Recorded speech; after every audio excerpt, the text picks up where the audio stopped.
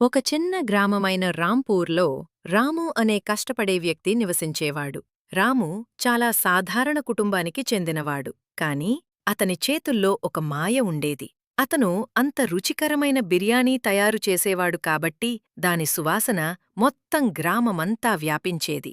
రాము తన ఇంటి బయట ఒక చిన్న దుకాణం ప్రారంభించాడు. మొదట్లో గ్రామంలో బిర్యానీ ఎవరు తింటారు అని ప్రజలు ఆశ్చర్యపడ్డారు. కాని ఒకసారి అతని బిర్యానీ రుచి చూసిన తర్వాత అందరూ అతన్ని ప్రశంసించడం ప్రారంభించారు.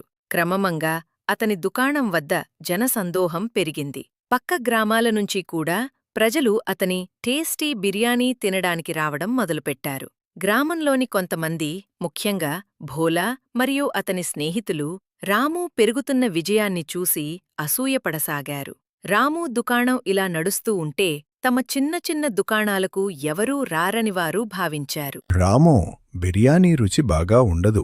రాము శుభ్రత పాటించాడు. నిన్నటి బిర్యానీ అమ్ముతున్నాడు.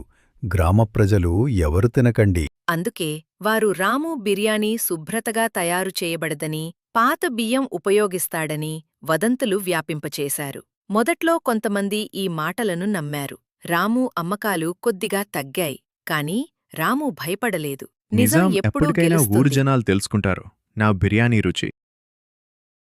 తర్వాతి రోజే రాము ఒక ప్రత్యేకమైన నిర్ణయం తీసుకున్నాడు. తన దుకాణం బయట పూర్తి శుభ్రతా ఏర్పాట్లు చేశాడు. వంట చేస్తున్నప్పుడు అందరికీ వంటగదిని చూడటానికి అనుమతి ఇచ్చాడు. గ్రామ సర్పంచ్ గారిని కూడా ఆహ్వానించి స్వయంగా తన బిర్యానీ రుచి చూడమని కోరాడు. సర్పంచ్ గారు బిర్యానీ రుచి చూసి చిరునవ్వుతో అన్నారు. రాము, నీ బిర్యానీ చాలా చాలా బాగుంది. ఎవరో కావాలి అని నిన్ను నీ వ్యాపారాన్ని పాడుచేస్తున్నా. ఇంటిలోనూ అత్యుత్తమం. వదంతులు వ్యాప్తి చేస్తున్నవారు తప్పు చేస్తున్నారు. ఇది విని గ్రామస్థులకు నిజం అర్థమైంది.